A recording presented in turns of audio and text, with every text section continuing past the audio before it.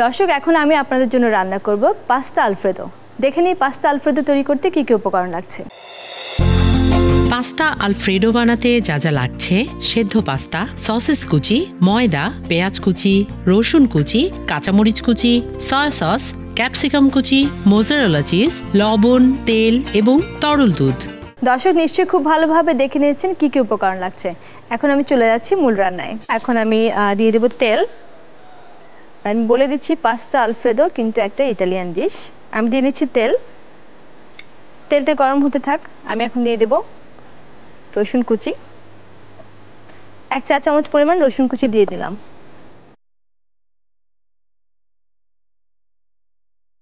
দর্শক খেয়াল রাখবেন, রসুন কুচিটা ভাজা হতে হতে একটু ভাজা হয়ে গেলে একটু ফ্লেভার আসবে, তারপর কিন্তু আমরা পেঁয়াজ কুচিটা দেবো। আমি খুব সুন্দর একটা সুবাস পাচ্ছি ভাজা রসুনের। এখন আমি দিয়ে নেব পেঁয়াজ কুচি।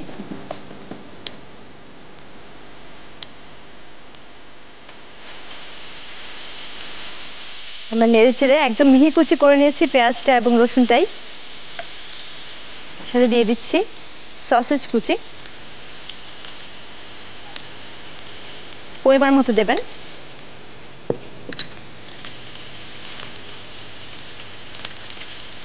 দর্শক, সসেজটা ভাজা হতে হতে আমরা যেটা করব, চুলাটা একটু কমিয়ে দেবো আঁচটা।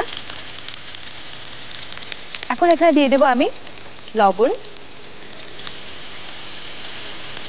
লবণটা পরিমাণ মতো দিতে হবে, আন্দাজ মতো। তারপর আমি দিয়ে দিচ্ছি ময়দা। ময়দাটা তেলে ভেজে নেব আমি। 4 চা চামচ পরিমাণ ময়দা দিয়ে দিলাম।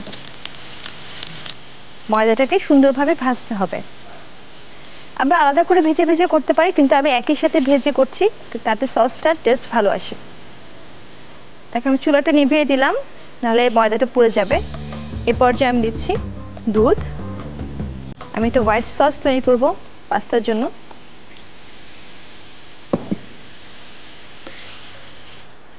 এখন একটা ঘন কনসিস্টেন্সি একটা সস হবে। দুধটা আমরা একসাথে দেবো না, একটু পরপর দেবো, নাহলে বেশি ঠিক হয়ে যাবে। এখন আমরা দুধ দিয়ে সসটা তৈরি করে নিলাম। এখানে আমি দিয়ে দিচ্ছি ক্যাপসিকাম কুচি। ক্যাপসিকামের কিউব করা আছে, ক্যাপসিকাম কিউবটা দিয়ে নিচ্ছি। সাথে দিচ্ছি কাঁচামরিচ। ঝাল যে যতটুকু পছন্দ করো অতটুকু দিবে। দিচ্ছি সয়া সস।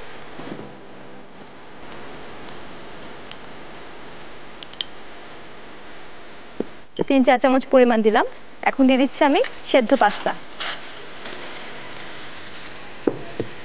এ পর্যায়ে যদি সসটাকে একটু ঘন মনে হয়, আমরা একটু দুধ দিতে পারি।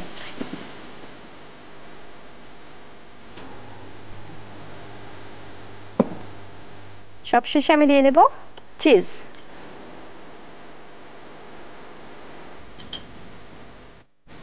দর্শকের কিন্তু রেডি হয়ে গেছে। আমার সসের সাথে পাস্তাটা একদম মাখা মাখা হলে আমি কিন্তু নামিয়ে নেব। আর চিজটা গলে গেছে। দর্শক, পাস্তা আলফ্রেদো তৈরি হয়ে গেছে।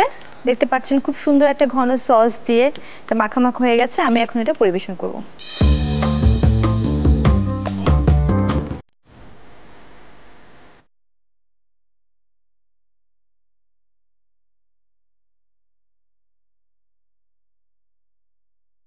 আমি একটু কাঁচামরিচ ছিটিয়ে দিচ্ছি।